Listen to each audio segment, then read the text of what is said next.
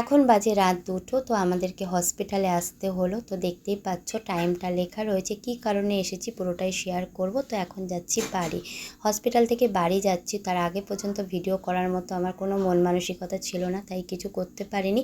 তো এটা হচ্ছে হসপিটাল থেকে বেরোনোর পর আমি একটু ভিডিওটা করলাম, কারণ ডাক্তার দেখানোর পর আমার শান্তি লাগলো তাই। তো হঠাৎ আমি লাইভ করছিলাম, তো হঠাৎ শ্রীতা বলল, তখন 12টা 10-15 হবে, মা কানে অনেক ব্যথা করছে। ও তো শুয়ে পড়েছিল ঠাম্মির সাথে। হঠাৎ ওই পাশের ঘর থেকে উঠে এসে বলছে, মা আমি শুতে পারছি না, অনেক ব্যথা করছে। কিন্তু আমাদের ঘরে সব কিছুরই ওষুধ আছে, মোটামুটি কানে ব্যথার ওষুধ নেই।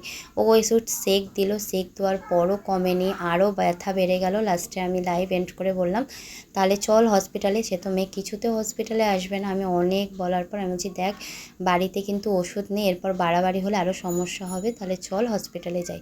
তারপর তাতাইকে বললাম ঠাম্মির কাছে একটু থাক। তো ঠাম্মির কাছে তো তাতাই কিছুতেই থাকলো না ওই রাত্রিবেলা। লাস্টে ওকে পিসির বাড়িতে দিয়ে আসলাম ওই রাতে।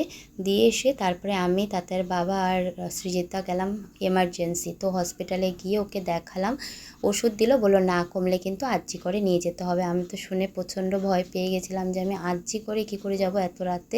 যাই হোক, তার মধ্যে হেলমেটও নেই, মানে কী যে সমস্যা। মানে রোডে পুলিশ থাকে, অনেকটা ভয় ভয় লাগছিল। হেলমেট ছাড়াই আমরা চলে এসেছি।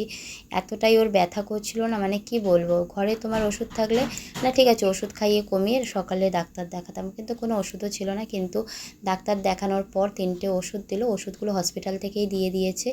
এত ভালো ওষুধ দিয়েছিল। বাড়ি গিয়ে আগে একটা খাওয়ার আগে ওষুধ ছিল, খাইয়ে তারপর ওকে দুধ গরম করে দুধ বিস্কুট খাইয়ে ওই রাত্রিবেলা তারপরে আবার আর কি তোমার ওকে ওষুধগুলো খাইয়ে আমাদের সাথেই ঘুমাতে বললাম। আর ঠাম্মির কাছে ঘুমাতে পাঠাইনি, কারণ যেহেতু রাতে যদি আবার বাড়াবাড়ি হয় ওই কারণে।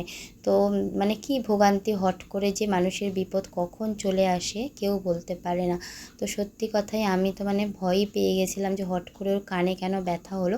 এমনি একটু ঠান্ডা লেগেছিল, তো ঠান্ডার থেকেই হয়েছে। তার মধ্যে ও আর কি শ্যাম্পু মানে মাথাটা ঘষেছিল, তো ওই কারণে আরও বাড়াবাড়িটা হয়ে গেছিলো। তারপরে তো ঠান্ডা জল আছে। আর রাত্রিবেলা দেখো রাস্তা পুরো ফাঁকা।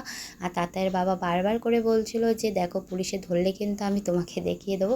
আলাম কোনো অসুবিধা নেই, পুলিশে ধরলে আমি কথা বলবো, তোমার কোনো টেনশন নেই, তুমি চলো। তো রাস্তায় পুলিশ ছিল, আমাদের দেখে কিছু বলেনি। যাই হোক, আমি যেহেতু ডাক্তারবাবু দেখার পর বললো চিন্তা করতে হবে না, ওষুধে না কমলে তাহলে তোমরা আর্জিকর যেও। তো ওর জন্য যাই হোক একটুখানি ভিডিও করলাম, করে তারপরে চলো আজকে একটু ভিডিও করলাম, তোমাদের সাথেও শেয়ার করলাম। তো চলো ভিডিওটা শেষ করলাম।